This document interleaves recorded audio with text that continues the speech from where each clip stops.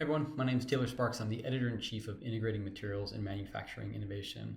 In today's paper, we have a data descriptor article. It is about nickel, aluminum, bronze, wire arc additive components, and it comes to us from the folks at the Naval Surface Warfare Center and LIFT. Lead author is Justin Norkett.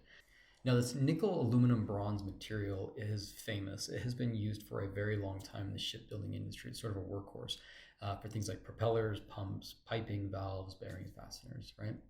Now, the reason why it's used is because of its corrosion resistance. You're in seawater, after all.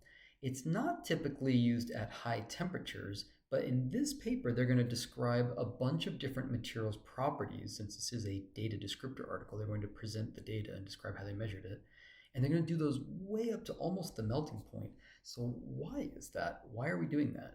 Well, they're doing that because when you do additive manufacturing of components made with these alloys, one great tool that we'd like to use is integrated computational materials engineering, right? Where you have to be able to you build these predictive tools to better understand how you can fabricate things.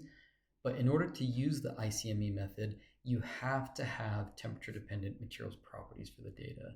And unfortunately, even though many different important alloys and grades, have temperature-dependent properties reported, this specific family of materials did not, and which is why these authors have done us the great service of doing this work, measuring these properties really carefully, and then reporting them in a database. In this case, theirs is found on the Materials Common database. Okay, so what did they actually measure? You can read all about it. First off, it talks about where they made the materials, how did they actually make them. They did some wire arc additive builds, right, because they actually do mechanical testing on it. Talked about the ways that they did that manually via robot and via an optimized robotic process. Talks about where they got their wire arc from. But ultimately, what we care about in this article is now what they measured.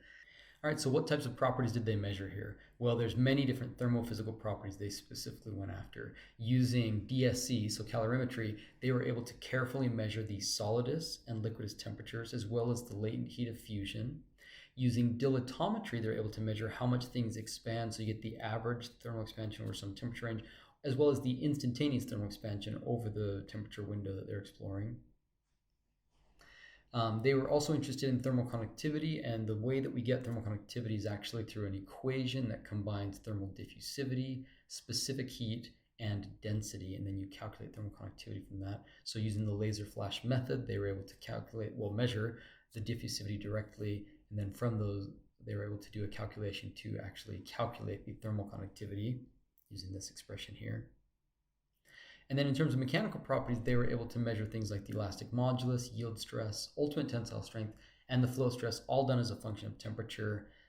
They did it interestingly on since it is an additively manufactured component, they did it along the scan direction, along the length of the wall builds, I guess you'd say, as well as vertically aligned with the build direction. So they have both sort of perpendicular measurements.